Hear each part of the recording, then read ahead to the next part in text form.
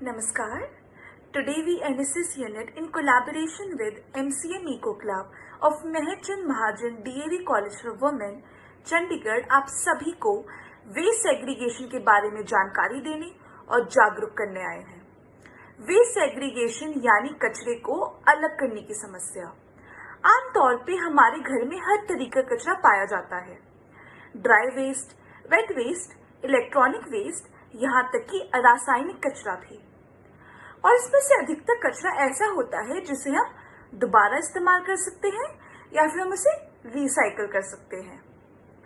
अब आप इस जानकारी का अभाव कहें या हमारी जागरूकता की कमी, परंतु ये सत्य है, आज के समय में कचरे को अलग करने की समस्या वैश्विक समस्या बन चुकी है। परंतु इसका निदान भी संभव है। वह तब होगा जब हम स्वयं को जागरूक करेंगे।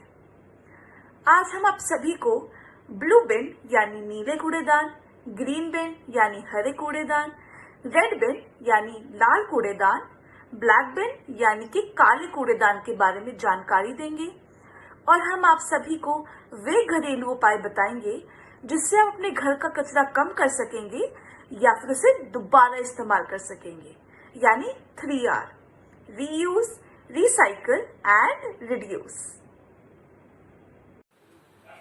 ब्लू बिन यानी कि नीला कूड़ादान, इसका इस्तेमाल सूखे कचरे को फेंकने के लिए किया जाता है।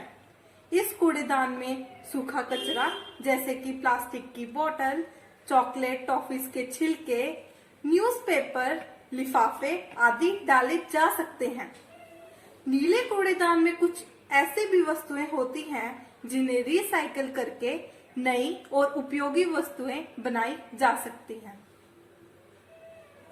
ग्रीन बिन यानी हरा कूड़ेदान, रसोई घर से निकलने वाला सारा गीला कचरा, सब्जियों और फलों के छिलके, चाय पत्ती और खाना बनाते समय जितना भी गीला कचरा इकट्ठा होता है उसे हम हरे डस्टबिन में डालते हैं। इस कूड़ेदान में जितना भी कचरा इकट्ठा होता है उससे खाद का निर्माण किया जा सकता है।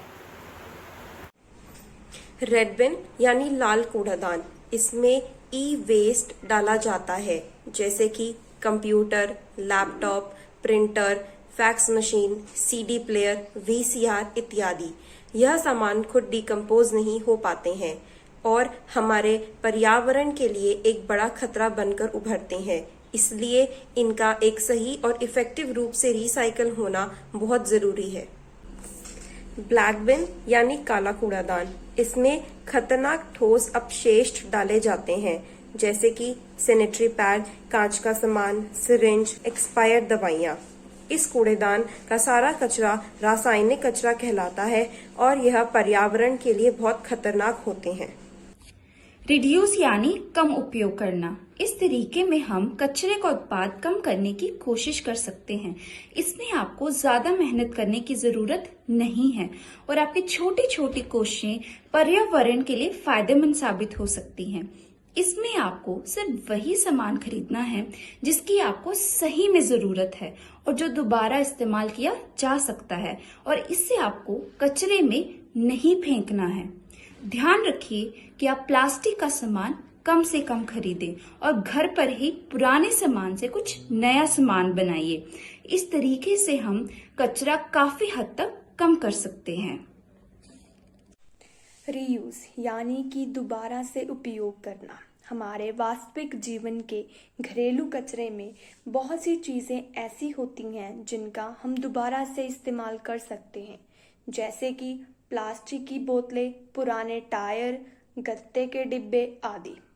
अगर सीधी तौर पे नहीं तो इनमें कुछ ना कुछ बदलाव करके हम इनका इस्तेमाल अवश्य ही कर सकते हैं। इससे पर्यावरण को तो फायदा होगा ही होगा और साथ ही हमें भी इसका फायदा होगा। पर्यावरण का कचरा कम हो जाएगा और हमें कई नई चीज़ों को लेने की आवश्यकता नहीं पड़ेगी। रिसाइकलिंग का अर्थ है कचरे को कुछ नए रूप की सामग्री में बदलना।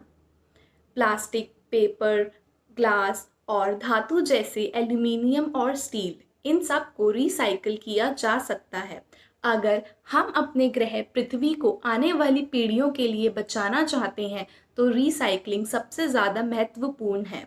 जिन सामानों का हम उपयोग नहीं करते हैं उन सामानों को हम रिसाइकल कर सकते हैं। हर साल एनएसएस के द्वारा 7 डे एंड नाइट कैंप आयोजित किया जाता है। इस वर्ष भी यह कैंप मार्च के महीने में आयोजित किया गया, जिसमें डॉक्टर शफीला असिस्टेंट प्रोफेसर ने वॉलंटियर्स को पुराने कागज के इस्तेमाल से नई चीज़ें बनानी सिखाई, जैसे कि paper pencil, paper bag, canvas paper आदि, जो कि रिसाइकलिंग का सबसे उत्तम उदाहरण है। मैन्योर का मतलब है जैविक खाद। यह खाद घास फूस, सूखी हुई पत्तियों, गोबर और फलों व सब्जियों के छिलकों से बनाई जा सकती है। यह खाद मिट्टी के लिए अति गुणकारी है। जैविक खाद से अनाज, सब्जियां, दालें व फलों की गुणवत्ता बढ़ती है। जैविक खाद के अलावा कोई और खाद इस्तेमाल करना सेहत के लिए हानिकारक हो सकता है। तो आज हम सीखेंगे जैविक खाद घर पर कैसे बनाई जा सकती है। Step 1 segregation. सबसे पहले गीले और सूखे कूड़े को अलग करें। जैविक खाद बनाने के लिए कुछ प्रकार का कचरा ही इस्तेमाल किया जा सकता है। स्टेप 2, एक मिट्टी का मटका या बाल्टी लें। अगर आपके घर में खुली जगह है तो अपने घर के पीछे एक छोटा सा गड्ढा या कंपोस्ट पिट खोद लें। स्टेप 3, इस मटके या बाल्टी में मिट्टी डालें। इसके बाद रसोई के गीले कूड़े की एक परत बिछाएं, जैसे कि सब्जियों और फलों के छिलके, बचा हुआ खाना, चाय में इस्तेमाल की जाने वाली चाय पत्ती आदि। इसके बाद सूखे कूड़े की एक परत डालें, जैसे कि पत्तियां, सूखी पत्तियां, लकड़ियां, घास फूस, गोबर आदि। इसी तरह एक के बाद गीले और सूखे कूड़े की परत डालते जाएं। स्टेप 4, जब यह मटका गीले और सूखे कूड़े की परतों से भर जाए, इसे एक लकड़ी के फट्टे से ढक दें। समय समय पर इसमें पानी देते रहें ताकि इसमें नमी बनी रहे।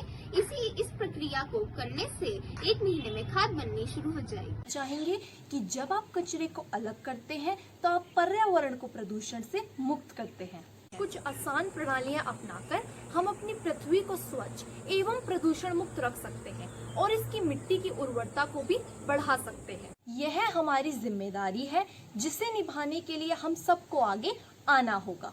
पर्यावरण को बचाएंगे, कचरा प्रबंधन हम अपनाएंगे। हम मेहरचंद महाजन डीएवी कॉलेज की एनएसएस छात्राओं ने एमसीए भीको क्लब के साथ मिलकर एक छोटा सा प्रयास किया है।